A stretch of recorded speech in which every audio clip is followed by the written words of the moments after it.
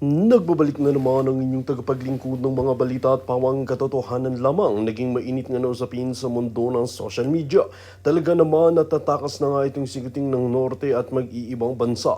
Matapos ngang malaman na talagang magpa-file na ng kinauukulan ng mga kaso laban sa kanya. Ngayon nga ay mas lalo siyang kinabahan dahil talagang alam niya na hindi na siya makakalusot dahil kupampi na rin ang mga men in uniform nang sa ganoon ay siwalat ang kanyang mga kabalbalan na ginagawa sa bansa natin. Kilala nga natin si Kuting ng Norte na talagang magaling magsuhol at talagang ginagawa niya ang lahat nang sa ganoon ay hindi siya mabuking at napaparusahan ang mga inosenteng tao. Ito nga ang hindi kaya ng kinauukulan na makita dahil hindi na kinaya ng kanilang mga konsyensya. Ngayon nga ay patuloy ang investigasyon, patuloy ang pagkakalap ng matitinding ebidensya laban kay Kuting ng Norte. Dahil nga rito na naman ay talagang natunugan ni Kuting ng Norte at mag-iibang bansa. Dito natin mapapatunayan na talagang guilty nga itong si Kuting ng Norte, kaya naman talagang dapat sang maparusahan at talagang dapat malaman ang katotohanan at manaig talaga ang batas ng Pilipinas. Dito nga natin mapapatunayan na hindi nga lahat ay nasusuhulan at nababayaran ang kanilang mga prinsipyo. Kaya naman ngayon ay hinihintay na ng taong bayan kung ano ang kahihinatnan ng kaso ni Kuting ng Norte. Well mga kaibigan, para nga sa karagdagang impormasyon, panoorin nga natin ang buong video. At kung bago ka pa lamang sa aking channel, huwag kalimutan i-click ang subscribe button at notification bell para lagi kang updated sa ating mga bagong video. At para sa solid viewers natin dyan, maraming salamat sa walang sawang pagsuporta. Bayan para maano natin, maituwid natin tong bansa natin. Ngayon, kung hindi kayo lalahok, hindi kayo sasama, mauubos ang magagastos, lalakpasan kayo ng window of opportunity na ayusin ito. Kaya sabi ko nga sa SFJ may pag-asa kayong maayos tong bansa natin. Wala kaming inihiling, wala kaming balak na magkaroon ng posisyon, wala kaming motive, hidden agenda, wala. May mga grupo na kumakausap sa amin, pero independent naman kami, ayaw namin ang sa amin, gusto lang namin magkaisa-isa yung mga grupo. Pero pagka, at the same time, we want to remain, enjoy a little independence such that pagka yung grupo namin, we can say yes or no in terms of deployment, in terms of function, assignment, mission. Ganun ba? No? Kaya gisip din kami. Yun yung ko. Ang maganda sana magkaisa-isa to. Now there's a group yung bagong tatag a few months ago. Pana ba yun? Pana, and then Rage, yung Rage, di ba? May grupo na gano'n, Rage. And then Roar, yung most recently, Roar, mga retired officers yata yun, na alliance ba yun? Ek, basta Roar. Yung isa Rage, galit. Yung isa Roar, rah, gano'n, ha? So, may mga gano'n ng mga grupo trying to unite everyone. And that's a good move. So, ang dyan is, the question is, anong gawin? Ano ang gagawin natin? Ano ang endgame? Ano endgame? Kasi kung peaceful rally, the same baloney. Now, kung kunyaring AFP, kampi ka sa amin, mahirap yun Given na yung AFP na lakasan. Kaya doon sa Real McCoy, simple lang. Yung makaharap mong ganyan, kanino kayo? Sa taong bayan o sa dyan? Pagka sa taong bayan kayo, oh, ito ribbon, suit nyo, para alam namin kakampi kayo. Ganon. Simple, direct, short, wala ng ek-ek, wala ng pleadings. Pagka sa administration, walang personalan. Trabaho lang gawin nyo. Sige, gawin nyo yung trabaho nyo. You die for country. Kami rin, we die for country. O di sino ngayon ang tama? Hubila, my compatriot from Sorsogon, is a first captain. So he is quiet and afraid of being dismissed from the service. Choice niya yun eh. Sabi ko sa inyo, tinyente lang ako na inaaway ko na yung general eh. Bicolanong makulit. Okay, si Hubila ha. Biana Faye Varga, please protect Senate President Alan Cayetano. I heard they're planning to assassinate him. God forbid. No, di nila gagawin yun. Ano yan eh, mga fake news. Why will they assassinate Cayetano? It will result to a revolution. I-assassinate mo si Inday Sara, it will result to a revolution. The people will react. Ano yan eh, fake news yan. Nag-iisip din siyempre. Actually, magaling mag-isip ang administration. Nag-iisip sila. Hindi nila nagagawin yan. Nagkamali nga sila pinadala nila, Matibag, John B. Cremulya. Yan, mga mali na mga banat, nagbabackfire yan. Nasisira lalo ang presidente sa ganyan. Papatayin mo si Cayetano, hindi mamamatay yun. Hindi mamamatay. Protektahan ng langit yun eh. Kita nyo naman how religious the person is eh. Hindi mamamatay si Cayetano. He's protected. Ang mamamatay, yung papatay sa kanya. Yung nag-utos na patayin siya, mamamatay. Yun. Babalikan ka na lang. Akala kasi itong demonyo na to, you control life. No. The book of life is in heaven.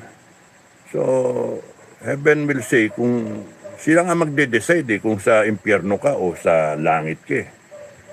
Ang aarugante ninyo, papatayin yung tao. Hindi nyo kayang gawin yun.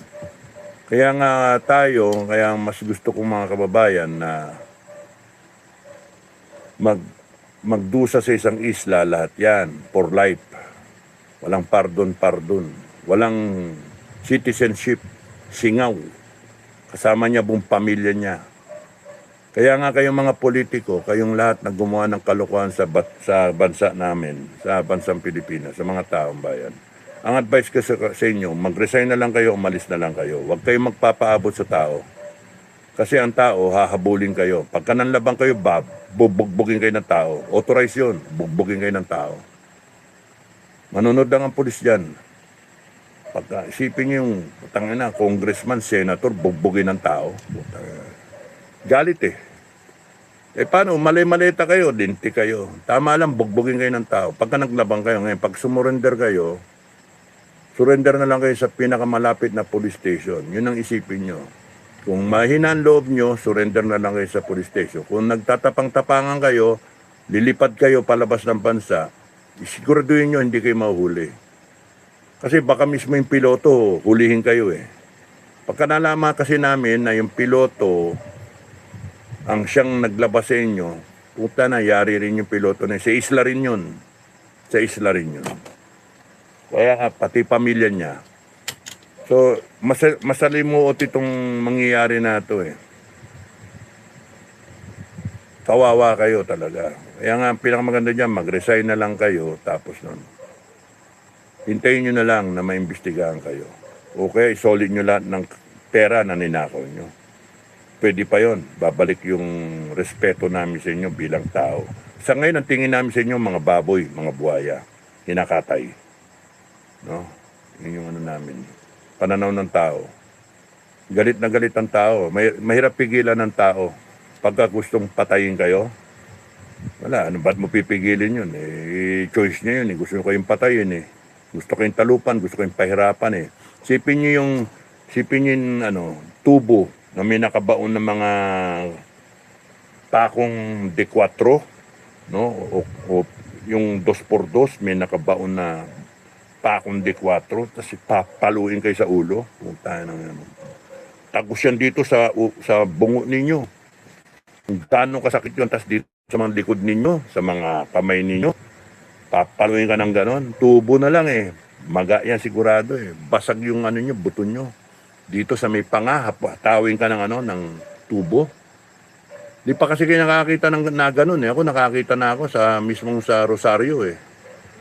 Sa ano namin, sa ano namin, barangay namin. Lupit man. May galitan tao sa magnanakaw eh. Na drug addict. Kasi maraming pinipinsala eh. Kaya yun yung ano ko. No? Okay. Dalawang oras na yun. Blue Lambanog, Sir Panther. Ayun. Just show them your courage, sir, for the people. We are full of thieves. Kulang pa yata yung tapang ko eh. Edna Gawa. Hey, the country is so poor. Almost everyone is corrupt. Neto.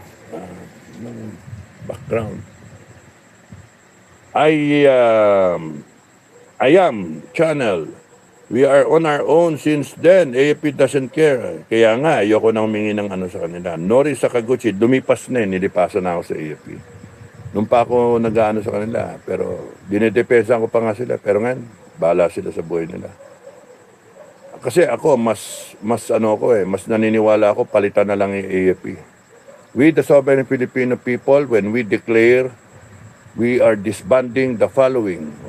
Sara yung Congress, sara yung Senate, sara yung COMELEC, sara yung AFP, sara yung PNP.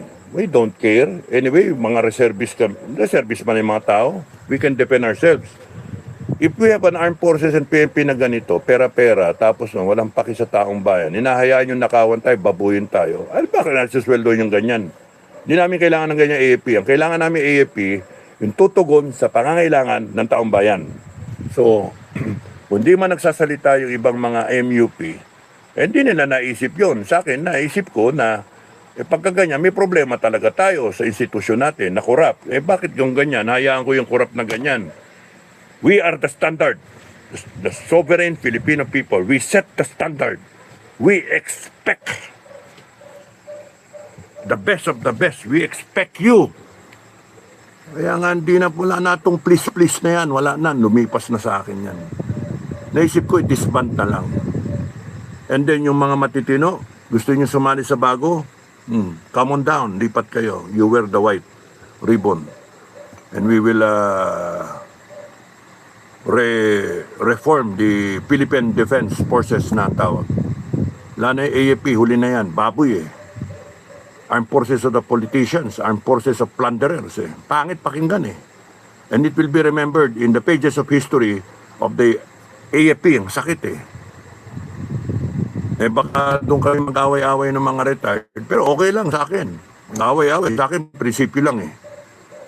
Bakit ko asahan yung AFP na ganyan? Bakit ko maniniwala ako sa ganyan AFP? Sira na institusyon. Nasira yung institusyon. Yung tao na lang. Dinabay ko sa inyo yung previous vlog, di ba? The Senate is just a place. What makes it an institution are the people. And institutions last longer than men. That's the meaning ng sinabi na the institutions last longer than men. Because you replace the men and the women in that institution. They retire. And then over the years, may pumapalit.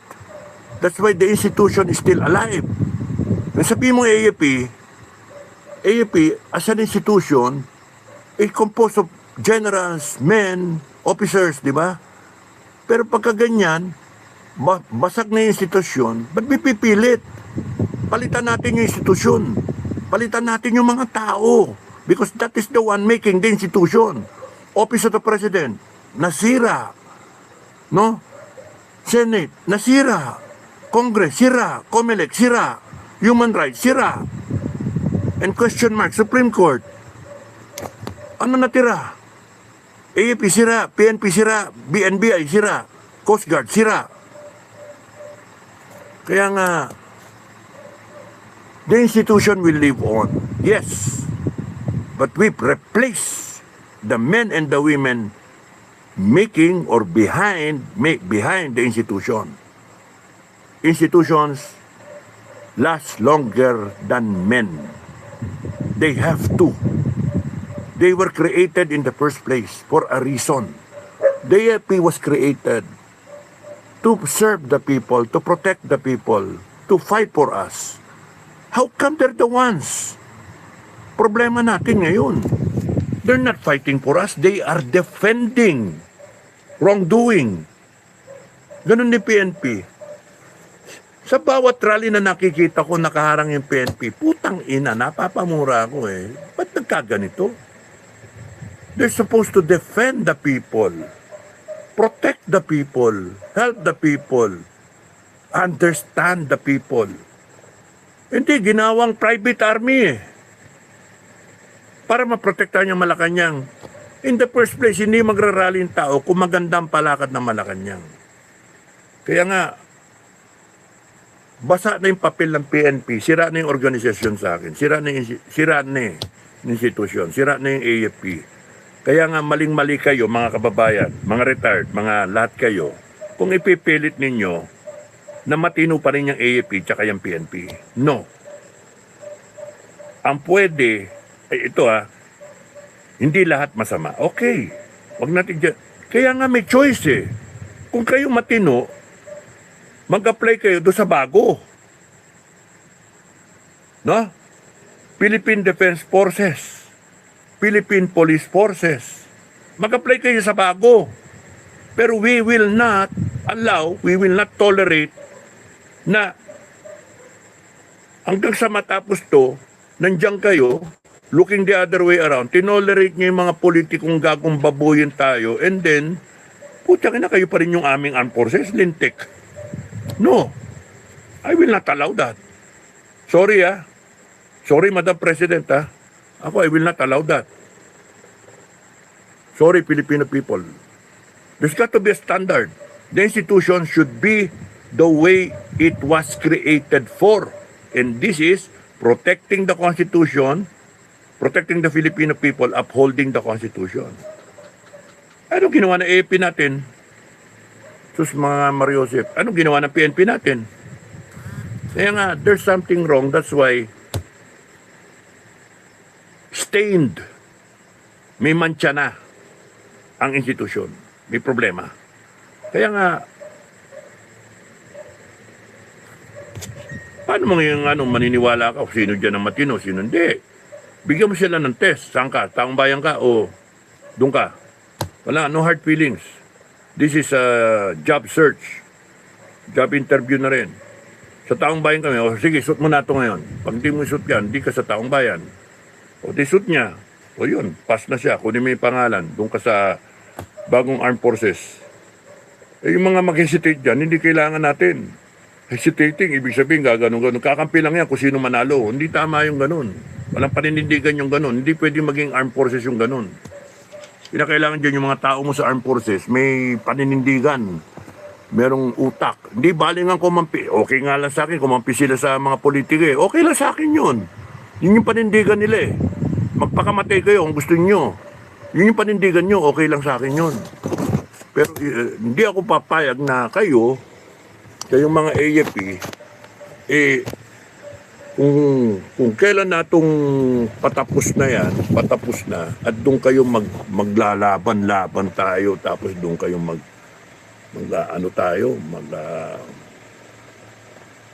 patapos na to, doon kayo kakampi. Hindi tama di ba? Hindi tama. Kaya nga, the worst to. Cancelin sa lamin ko.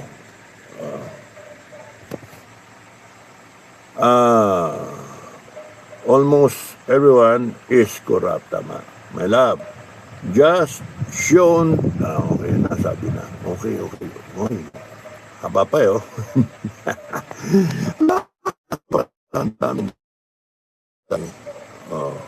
Doon ako sa dulo. Yes, to protect the people, not be against. We need a reformation. Tama. Dear Marie, tumakbo na naman. Dear Marie, hindi ko makita. Linker, people have nowhere to run because all institutions are broken. There is only injustice in our country because almost all government public servants are thieves and bend the law. Correct. Kaya nga Kaya nga ang mangyari diyan ang ano lang diyan yung kinakailangan merong may tatakbuhan ng tao. Kaya nga we will only have ourselves to run with, no? To defend with. Tayo mga kababayan ang magtulungan. Good day. The police no longer understand the work of Captain Dado and and AFP, sabi ni Good day. Stingray, magandang gabi. Commander Stingray. Take care always, Sir Dado, I love you. Sabi ni Tweety Bird, love you too. Jolly, Gobi. Hello, Cap Dado, OFW from Dubai here. What's happening in the Philippines is already stressful. We are more stressed by what's happening there than by our work. I agree. Ako nga, stress din ako. Sa totoo lang. Johnny Antipuesto said, kaya nga ako, ayoko na magsasagot sa mga message sa cellphone, naka-off na yung ringer ko, tapos nun, ayoko na ayoko na rin manood. Nanonood na lang ako ng mga short video, kaya Netflix. Good day. The police. Thank you. Sana ako. Dear Marie, yes, to protect the people, not be against. We need a reformation. Those in the lower ranks of the PNP are idiots, while those in the higher ranks are money-grabbing and puppets of Romualdez and Marcos. Hindi lahat naman masama merong matitino. Nasabi nga ng mga PNP, damihan nyo na para matapos na ito yung mga rally. I also don't like the police blocking people or people walking. Yeah. Glady. Wala na Glady. Dometron. The AP should be paid a bigger bribe to protect the people. No? Nasanay sa ganyan, bribe na lang. Jimmy Cataluna, the AP is now the armed forces of politicians, not Filipinos. I agree. John, you are so sad, military personnel. Where is your gratitude? Your salary was increased, but you haven't had a salary increase for a long time. Buti nga sila, inabutan nila yan. Ako hindi. No? May pension sila, ako wala. Malis ako nung pa-major na kami nung malis ako. Hindi ko nang kinuha yung promotion ko. Pinag-strike off ko yung pangalan ko for major para yung slot bumukas dun sa mga underclass. I was supposed to, when I got out, nung nag-effect yon, I got out mga May ko. Siyempre, ipaprocess pa yon, pero lalabas nun, at the same time nung May, retroactive yung promotion ko major ako So, nung tinatype yon, tama-tama, nakita ko, tinatype na yung order, effectivity, March 11, which was our graduation sa PMA. So, nag-full service na ako ng 5 taon captain to major, 5 taon. So, nung nag-resign ako, irrevocable resignation to the chief of staff, doon ko binigay. Sumaludo ko talaga, General Enrile, that was 1995. Kung bibilangin nyo nga 1990, I was promoted to captain, 90, 91, 92, 93, 94, 95. Major na nga kami dapat. So, 83, 84, 85, 86, 3 years, 3, 4, 5. Automatic yun. 3, 4, 5, 83, 84, 85, 86. March 86, February Revolution, second lieutenant ako. Pero pagdating na March, promote na. Retroactive na naman yun. 86. 4 years, 87, 88, 89, 90 first lieutenant, na, to first lieutenant. Hindi, to captain, no? Kasi yung na-promote ako 3 years, second lieutenant to first lieutenant, pinagsimulan second lieutenant. So, 1990 was a first lieutenant. 91, 92, 93, 94, 95, March 11, captain, 5 years. 2 major na yon. So, nung nag-resign ako, May 23, 25, gano'n. May 23. May 15 pa nga yata, 23 siguro. Nung binigay ko, pagbaba ko sa J1, pinagre-report pa nga daw ako doon sa, ano yun, J10? J10 ba? J9? Para sa reservist, ano ko, Lieutenant Colonel. Sabi ko, di na sir, di ko kailangan yung ranko. Ranko-ranko ka nandito. Ang kailangan, ito. Sabi yung ganun. Hindi na kailangan yan, sir. Eh bakit? Sino ba pipigil sa akin? Declare ko sarili ko general. Pagka nagkaroon ng revolusyon, declare ko sarili ko general ako. O di lahat na susunod sa akin, naniwala sa akin, general ako. Ganun ba? Hindi kailangan yung ranko-ranko ninyo. Hindi, kaalis na nga ako sa inyong organization. Ayoko nang sumama sa inyong kautuan. Ayoko. Kasi masyadong structured. Walang ano, marcha-marcha ka. Kunwari, wala kang tino-tino mo. Tingnan nyo ngayon, galit ang tao sa inyo, AFP. Wala kasi nag-iisip sa inyo eh. O de, nung nakita ko tinatype na from captain to major, kita ko yung pangalan ko eh. Mataas ako sa SLL mataas ako. Bakit? May masters ako eh. May masters na ako noon. Iba wala pa eh. And then, syempre, maganda yung ano ko, government negotiator ako eh. Nung first lieutenant, very recommended DCS, no? Distinguished Conduct Star, the second sa Valor. And then, may mga award din naman ako. So,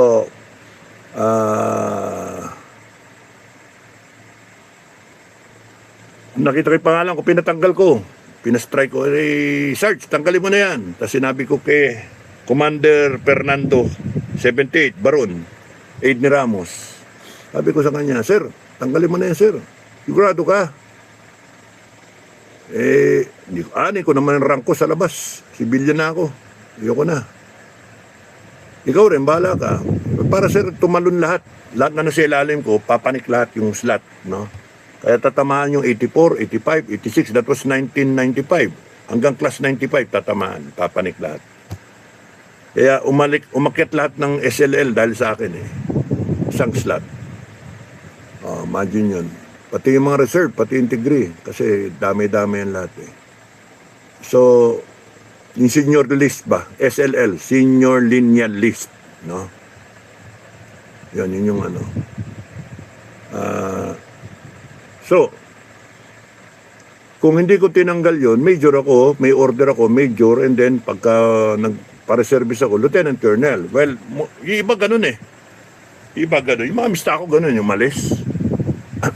Iba nga, maaga pa umalis sa akin eh. Lieutenant colonel.